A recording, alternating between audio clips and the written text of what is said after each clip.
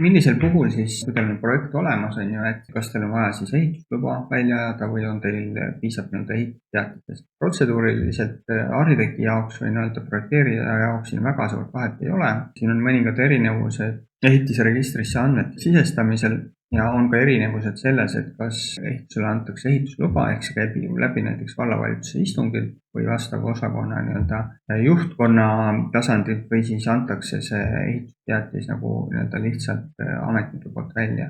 Ehk et väike erinevus siin on, aga nagu arhitekti poolt vaadates mitte väga suur, et töömahku nagu võib-olla väga väiksel määral erinev. Kui te laiendate hoonet alla 33% olemasoleva hoone maapealses kubatuuris, siis üldreeglina on teil piisab ehitusteatisest ja kui te siis laiendate üle 33%, siis on vaja ehitusluba. Ehitusteatise alla käivad ka näiteks väikeehitused, et alla 20 ruuduse väikeehituse puhul ei ole isegi ehitusteatis vajalik, 20–60 ruutusid on veidi erinevad reeglid, aga põhimõtteliselt saate nii-öelda ehitusteatisega oma asjad aetud.